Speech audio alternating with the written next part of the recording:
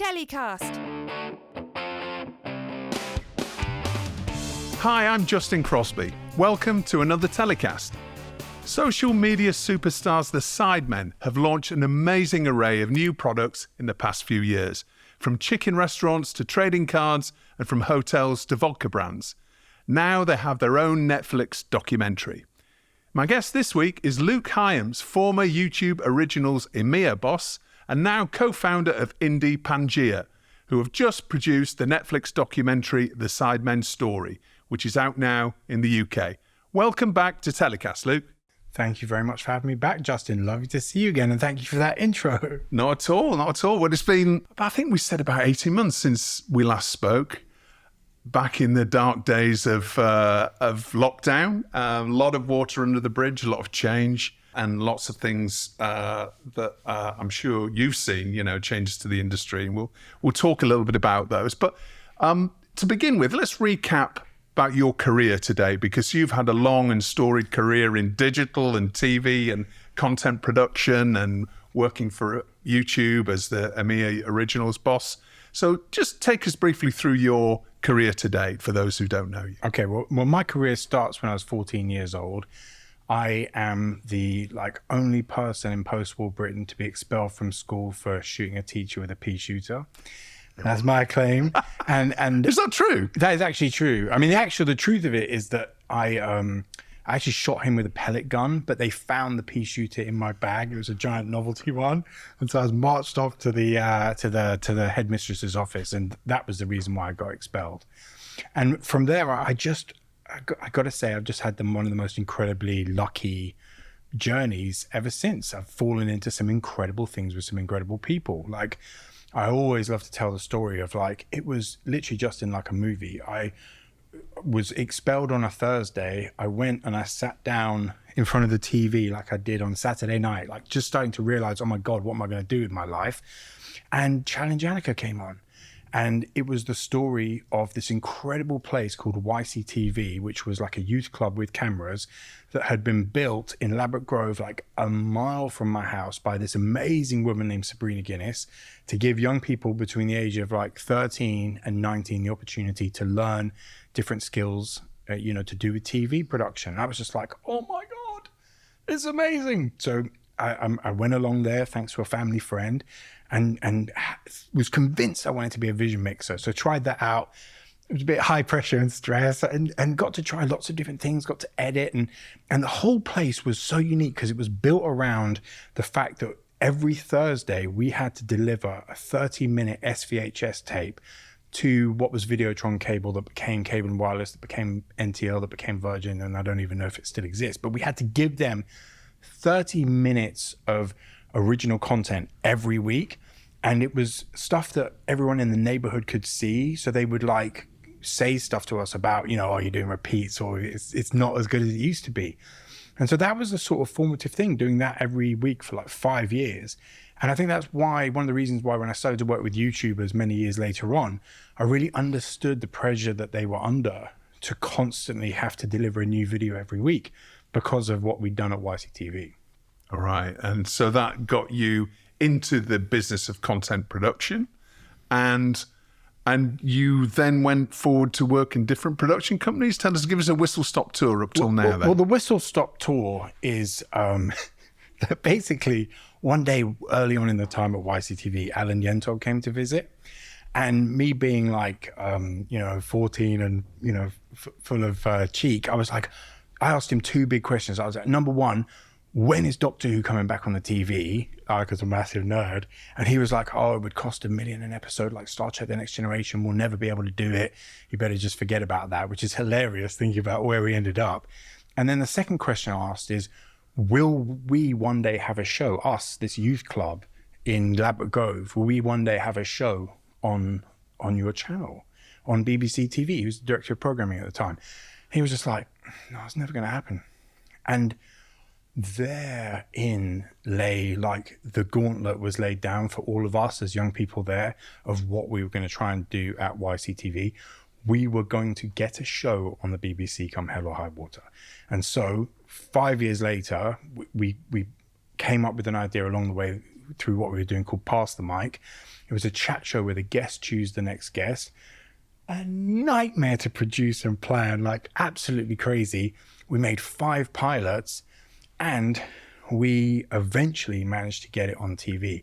And you know what's actually hilarious is in the process of me trying to get that commissioned, I actually got faced like minor disciplinary action for allegedly stalking one of your previous guests. Really? Yeah. Which one was the previous guest? Can you mention them? I mean, I can. It's a terrible story, but I definitely was not stalking this person.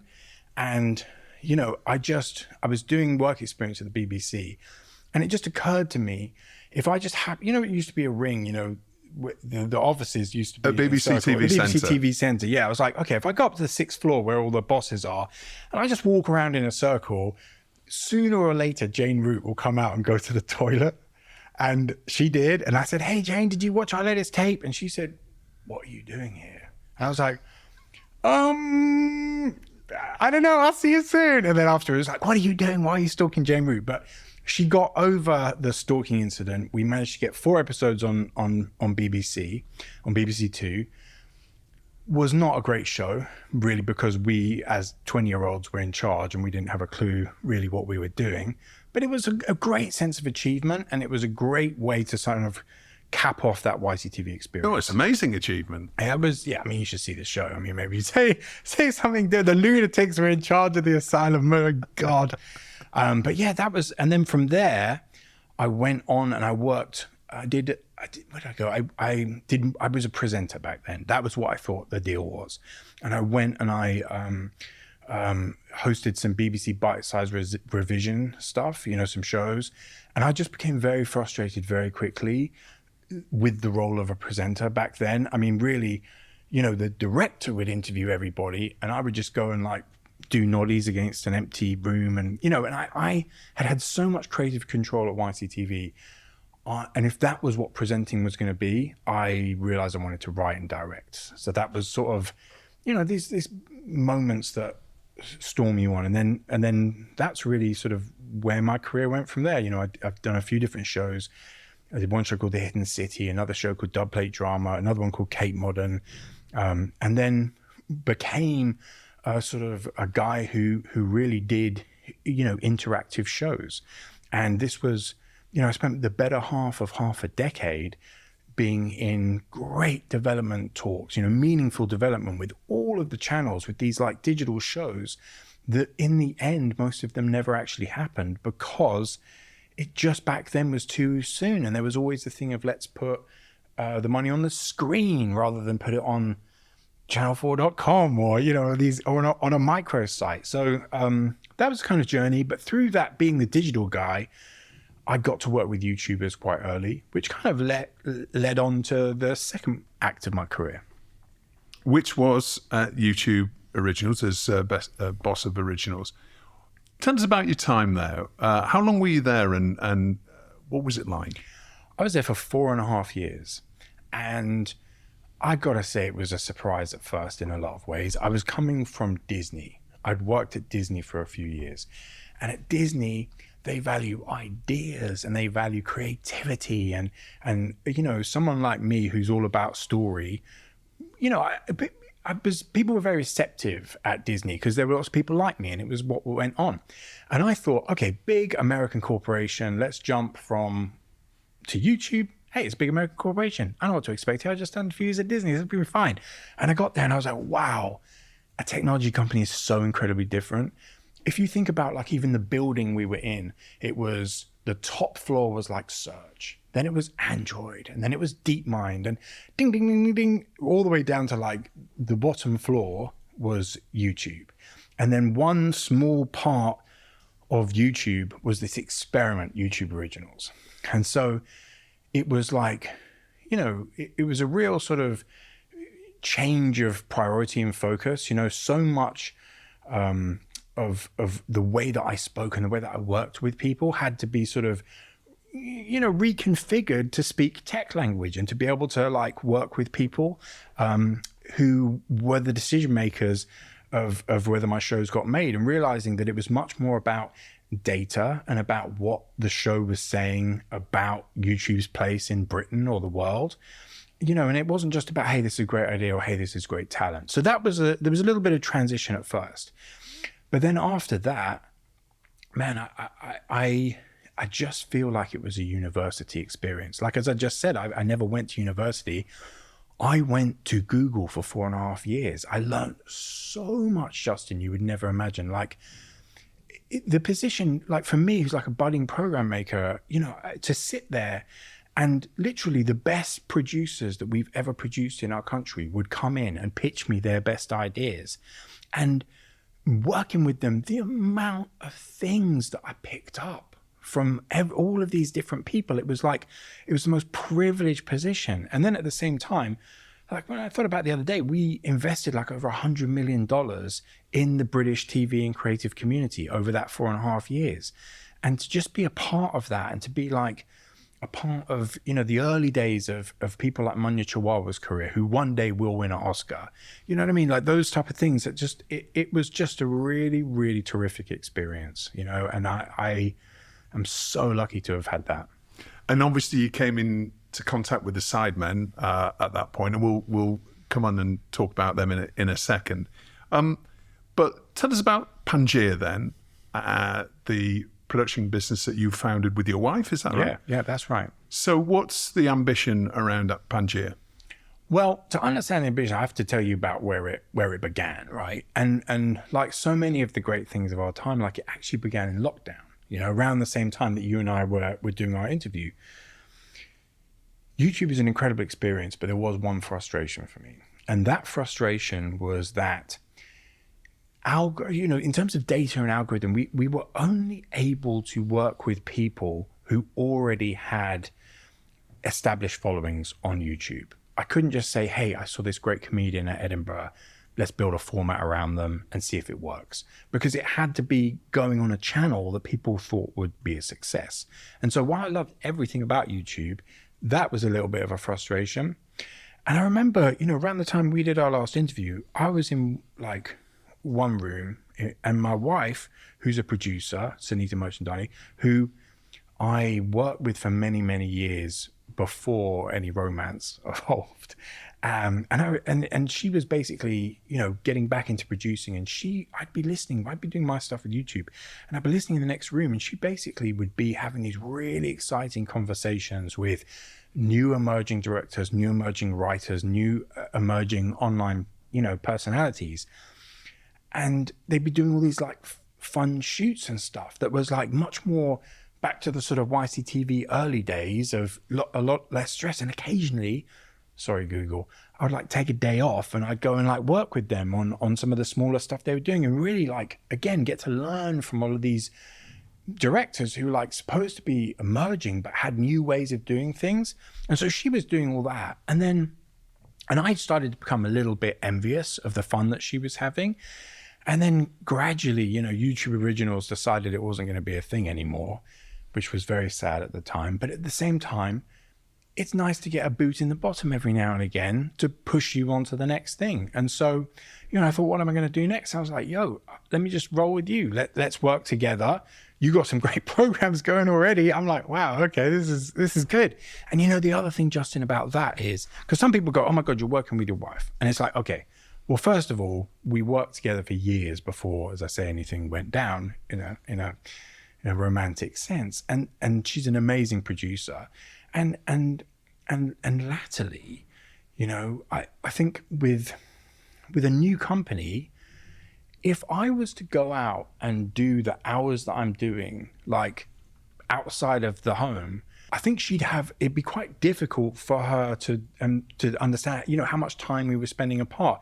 Like the hours that you have to put into a business to get going in Britain today are such that to do it with her means that we're all in this together. And honestly, she's like such a great kind of opposite side of the coin in terms of creativity and decision making and stuff. I.e., she can basically make decisions, unlike me, who will bumble along forever. So it's just one of those natural things in life, Justin, that you just kind of flow into. And how was your experience that you described as boss of YouTube Originals and all of those amazing production companies that were pitching to you, all the analytics and data and algorithmic information that you picked up on the tech side? How has all of that informed where you go with Pangaea now? I think that in terms of business, that experience told me that there were two types of producers in the world. There's one type of producer that are just basically salespeople. And there's another type of producers of production companies who are incredibly inherently creative people, so that when something goes wrong, they can roll up their sleeves, get involved, and they know what to do. You know, we had a few times where I'd work with one or the other, and you come to a point with the salespeople where, you know, you have to figure it out yourself. Whereas the production companies that would be steered by inherently creative people would always fix it before I could even hear of it. So that was one of the big kind of, you know, what type of business do I want to be lessons. And then the second lesson was just about, you know, new talent. You know, there just really was that feeling now that we live in this incredible gatekeeperless age where people who have a passion can follow that passion, take it online, jump on TikTok, jump on YouTube, and express themselves and really put themselves out there in a way that is admirable and is on their terms. And so, you know, what I kind of learned in, you know, I don't know how much I learned algorithmically, but I learned that, the cream rises to the top in terms of the talent that you find online, and that there are some really incredible people out there to collaborate with on their terms. And so we've seen digital first sector and the TV industry. They're both having their challenges in different ways. A lot of it is down to advertising overall, I guess. But we're seeing a lot of shifts, but we're also seeing a lot of convergence now. We're seeing the Sidemen coming onto Netflix, and we'll talk about that in a second. But we see Mr. Beast allegedly coming to Amazon Prime with a new series. Can't confirm or deny because I don't know. That's right. Well, but there's lots of other formats that are starting to get picked up by traditional TV businesses. We're seeing a lot of investment from traditional media groups going into digital first businesses. How do you see things going in the next couple of years then? Let's not look any further than that because it's impossible, right? But when it comes to digital first and traditional TV, because you've set up a new content production business, are you going down the digital first route, or are you producing content and new ideas to pitch to networks, or are you about IP? Tell me where you're going with Pangaea. I mean, Justin, my Pangaea crystal ball barely works for 2 weeks in the future, let alone 2 years.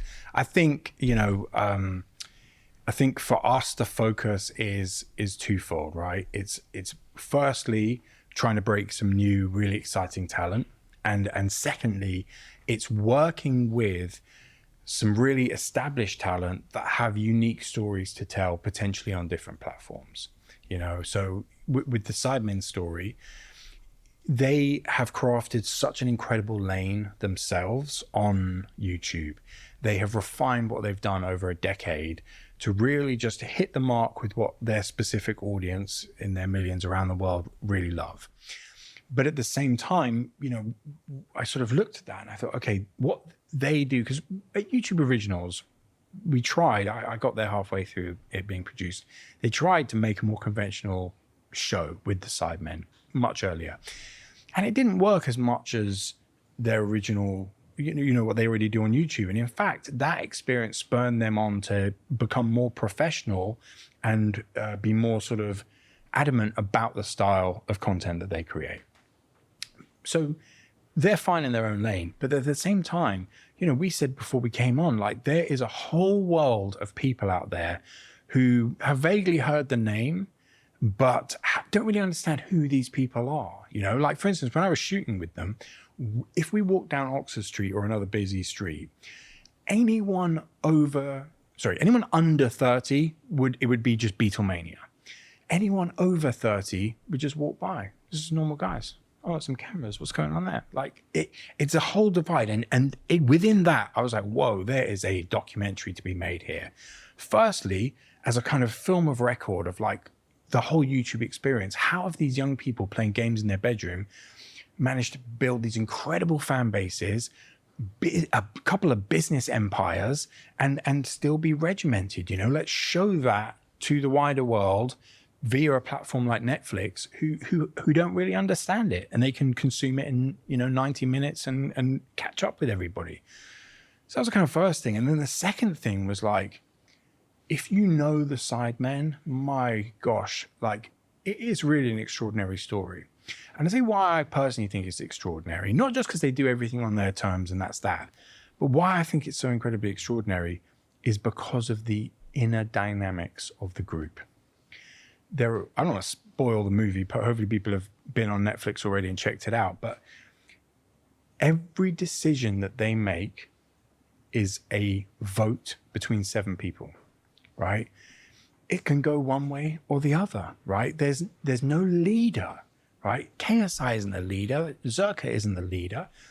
They are all equal. They all vote on every decision and they progress forward, right? And I think that's really, really, really unique.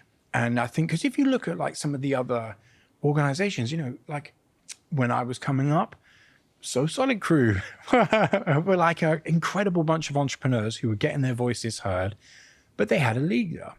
And I think, sometimes when you've got somebody who is recognized as being the person that gives you the bread, it can build some kind of resentment either way, allegedly. Same with Wu-Tang Clan, RZA was the leader, but, a lot of the other members, they didn't feel like, they felt lesser than because they weren't the leader. But with the Sidemen, it's an equal 7-way vote. And then beyond that, they have a red card, yellow card system.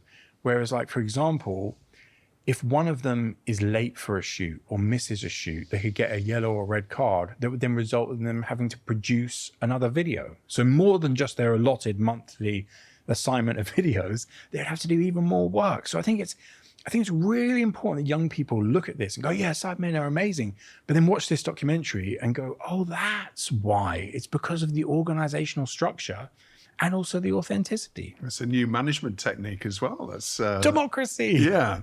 Let's take a look at a clip of the Sidemen story. What the Sidemen have is so much lore. We've got 10 years worth of experiences, emotional ups and downs, where they're falling out, they're not getting on as well. Bro, going home, I'd rather get in the cabin for a puff, bro. Cut cameras. Or the dynamics within the group are shifting. I am no longer with the Sidemen. But again, it's still content. It's a bit mad with fans. Like, there's places that we just can't go. We've kind of been swarmed and locked in a little bit. They're gonna hate me for saying this, but it's like the one direction of YouTube. Yes, you might watch my videos, but no, you're not invited to my house. We had some kids run in and kind of interrupt us mid-filming.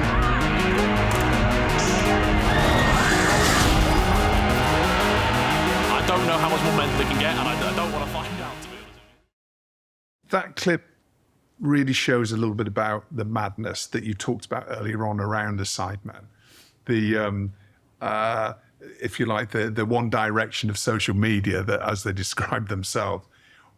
Well, I don't know if they would describe, their friends describe about it. And okay. And, when we're running from fans down the street, it's hard not to sort of, allude to Beatlemania sort of. And you must have seen that not only during the time at YouTube, but also in the time directing this documentary.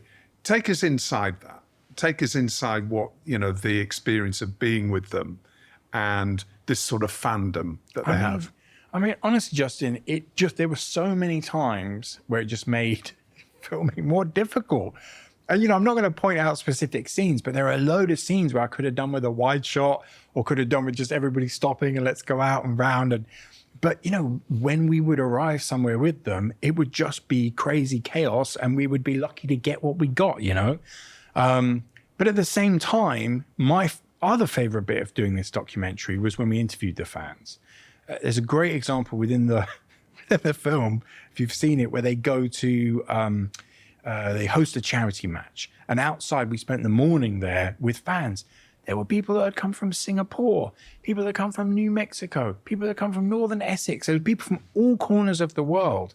But what was so interesting was, you know, no matter they were old or young, they all had the same sort of ritual, which was a kind of appointment to view situation. And I can believe this because here we are led to believe that we live in a world where, yeah, digital catch it where you can. Justin, if I tell you 40 people consecutively told me that they sit down with a takeaway every Sunday to watch the new Sidemen video at 6:30 p.m. Like literally one after the other, after the other, after the other. And it was so weird to see that in this age where like nothing is, like my kids who are, you know, 7 and 5, like they don't understand the idea of linear TV could even be a thing. Schedule. It's schedule. It's the return of a schedule because it's appointment to view. Yeah, appointment to view. And they have, and also credit to them, like when I was a kid, apart from The Simpsons, and that was when we could afford Sky in later years, like there was nothing going on Sunday afternoon. You got to imagine Country File. You got to imagine Songs of Praise. Like it was a really dead time and also quite depressing because I knew I was going back to school the next day. So to have Sidemen Sunday to give me something to laugh at just before the end of the weekend, I think hats off to them in terms of how they scheduled it. So thinking about YouTube, and which is the platform that has made the Sidemen so successful. Evan Shapiro at a Royal Television Society lecture a couple of weeks ago was really talking about the threat that YouTube poses to traditional TV. And there's almost the sense that a lot of the traditional TV industry is still going, it's not happening, you know, we're carrying on doing our own, you know, our own style of business in our own way. Do you see it as a threat? I mean, I got to be real with you. I came to that lecture. I was quite surprised with what I heard, to be honest, just because it was like him standing on stage going, everyone's watching YouTube and Netflix and no one cares about anything else. I was like, okay, what, is this news to anyone? Like, have you not talked to a young person? Like, there's so much great work being done by the BBC and Channel 4, right? Never discredit anything they're doing. And everybody, you know, I could go through, I mean, I personally have things I love from every different broadcaster, but there is definitely a predominant vibe that Netflix and YouTube, particularly for young people, are the main kind of piece. And I felt like, I don't know, I felt like it was, you know, obviously I've worked at YouTube and now I've worked with Netflix and stuff. So I sort of preaching to the converted, but I was very surprised at how that was positioned. But I tell you what I did think. Do you think it was a surprise to people in the audience? Do you think? I mean, again, Justin, it might have been a surprise to people who've been going like that, but you know, it's the world that we've been living in for a little while, you know. But what I loved from that lecture was his kind of pyramid of mediums, right? There was a great bit where he like breaks out like how you can take a story or an IP or brand and work it, you know, from audio book, podcast, you know, advertiser funded video, premium video, et cetera, et cetera, et cetera. And that therein, I think, lies the key for the future of producers for IP over here in the UK and around the world. It's stuff that actually can work on all these different platforms, because then you can have a business. I mean, just look at Moonbug and Cocomelon. Yeah, and that's how you're going to be going forward from a Pangaea perspective. You're going to create IP, create great stories or great pieces of storytelling and tell them across different mediums, basically. That's where I'd love to get to. I think for the moment, for right now, as we start up, I think we have some great opportunities to tell some other people's stories.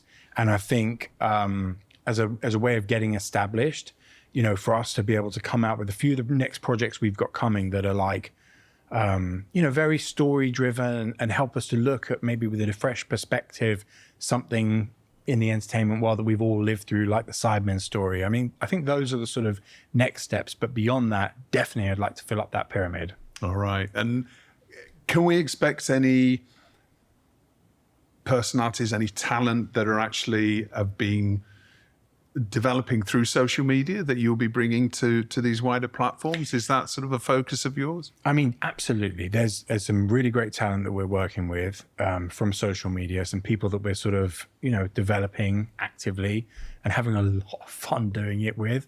And then there are some more established talent. We're working with Julie Adenuga, who is an incredible broadcaster who cut her teeth on Beats One and has also worked with me previously at YouTube Originals and is just such a unique kind of voice, unique thinker. We're working with her on a brand new interview format that's going out online in the coming months. We're very excited about that. And yeah, just constantly keeping an eye on what's going on. We've got a new music documentary we're going to announce soon. So hopefully I can bust my way back in here to talk about that one, because boy, is that a story. But yeah, man, look, I think the most important thing is, there's a lot of really difficult times going on, with people in the industry right now. And I think we're trying to have a good time with what we do, but you can't ignore the fact that it's really difficult for a lot of people who are looking for a new direction. And in terms of the important thing I want to put across is like, I have been there, I felt like I was doing my best work. And all of a sudden, I didn't have a job anymore. And I can just, see so many great and talented people going through the same thing. But what I will say is that, the old cliche that one door closes, another door opens. I mean, that is a cliche because it is the truth. And I think, people who are facing a hard time right now in terms of layoffs, they have really, really valid experience. The industry is cyclical and they will get more opportunities as time goes on. All right. Well, that's good advice. And a lot of this is about persistence, isn't it? It's about digging your heels in, staying at the table. Yeah, digging your heels in, staying at the table, looking for new ways to set the table. And yeah, it's hard work, but it's a great industry we have. It's pride of the nation. Our entertainment travels all over the world. I don't mean to put my old YouTube hat on and talk too much about statistics, but just a little example was that some crazy statistic when I was on YouTube, like the UK is like the only only country in the world where like 60% of the views for our YouTube channels come from outside of the UK. Like we export such great creativity on YouTube that it's so much, and that's like the only country in the world that has that sort of impact where we're more popular elsewhere around the world. We're punching above our weight on YouTube. And I think that starts on YouTube and really is reflected all across the creative industry over here. That's right. That's really interesting, actually. I wasn't aware of that stat, but it makes perfect sense. I think the country is always punched above its weight, as you say, above its weight when it comes to creativity, in particular video production and TV production and film production. So hopefully that's something that will carry on. Luke, thank you so much for coming on Telecast again. It's been fantastic to hear about your new business. Best of luck with the Sidemen Story on Netflix. You can check it out now. And here's another clip of the Sidemen Story. I had a knocking at my door at literally 3, 4 a.m. And it was Ethan's girlfriend at the time, and she's telling me that he's been drinking and he's gone out and he's taken the car and she doesn't know where he is. He's not answering his phone. And I'm like, I didn't know what to do, really. What do I do? Do I call the police and tell them my friend's drink driving? I'm trying to ring his phone, find out where he is. So I was kind of just in a state of, I don't know, confusion, really. I mean, at that point, we're all fearing for one of our best friends' lives, kind of thing.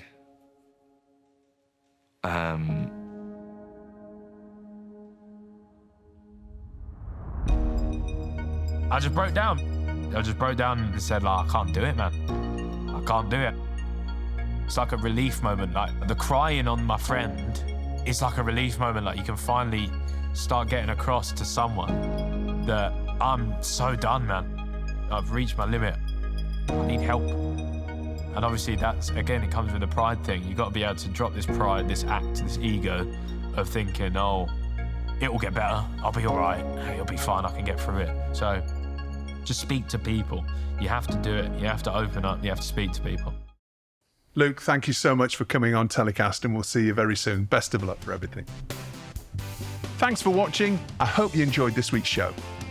Don't forget you can hear the full interview on all the major podcast platforms. For more Telecast video conversations with the international content industry's leading executives, just click on the subscribe button below.